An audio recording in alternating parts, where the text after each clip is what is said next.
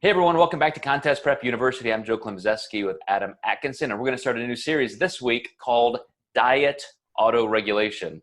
And Adam, you brought this idea to me because it's something that everybody does on some level. We all know exactly the steps we have to take when clients need to be adjusted a little bit in terms of their approach nutritionally, but there really has never been a concept to just really nail down all the facets of what this could encompass.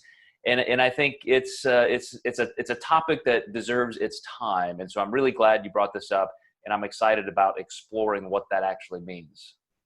What I love about this concept, it allows clients to have some decision making about their process, which is really important to me. This is how you individualize things even more. And also, I just find within reason, the more flexible you are with clients, the less likely they are to burn out. And me and you have coached for a very long time, and we know that contest prep burnout, off-season burnout is very real. So being flexible is our whole business model. So this really aligns with our method well. Yeah, exactly. And you're right. I mean, flexible dieting at its core is to add flexibility and freedom. And like we've always talked about, that doesn't mean you throw structure out. So this kind of diet auto-regulation leaves structure in place. You have to have your home base, your baseline plan, but let's talk about the ways in which you may want to deviate, how to do it, how to execute it so you're not throwing your goals away. And I think the first step is, of course, calories. So let's say, Adam, I have suggested to a client that they have 1,550 calories a day. That's their baseline day. What if that client is just so incredibly hungry? I mean, it could be hormonal, it could be sleep, it could be that they've had 2 or 3 days in a row of just grueling training, and they feel it. They just need a little extra food, and maybe a higher calorie day is still days away. Would you rather that client just suffer and not listen to their body? Would you rather them just suck it up, quote unquote, and stick with the system?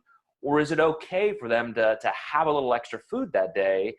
And if your answer is yes, do they have to make up for that? What would be the way you process that information?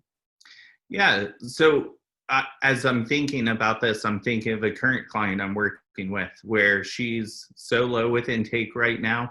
We know that her threshold is only 2 or 3 days at that intake. I don't want to say the word carb cycle, but what we're doing is we're giving her 2 to 3 refeed days a week, depending on how she feels. The goal is to push, but she knows that it's there if she needs it. And that has been a great lifeline for her. She doesn't have the stress and anxiety of saying, oh, what should I do? Do I need to reach out with Adam? We basically already have the plan laid out that she can take 2 to 3 refeed days a week if she needs them.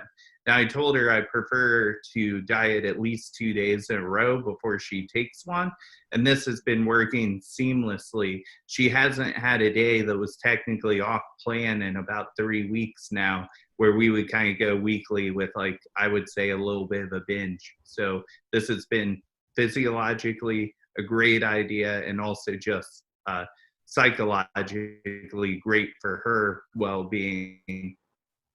So you're planning those higher calorie days, some calorie modulation, but you're giving her the autonomy to use them when she feels her body really needs them.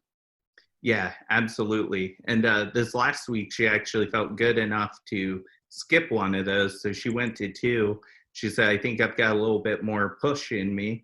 And I said, that's fine. But if you need it, you could do those refeeds back-to-back days if you find that you ran yourself into the ground too much. But she ended up pushing through and only did 2 refeeds last week, which is the minimum I would want her to take. So the goal isn't to limit those refeeds. It's just to kind of push through the hunger a little bit better. All right. Well, I know we've got several topics in different facets to discuss, and so I'm gonna leave it there for this one in terms of higher calorie modulations that are self-regulated, and then in the upcoming episodes in this series, we'll dig in a little bit deeper. So that's a perfect start, Adam. Thank you so much, and thank you guys for watching and listening. We'll see you next time in Contest Prep University.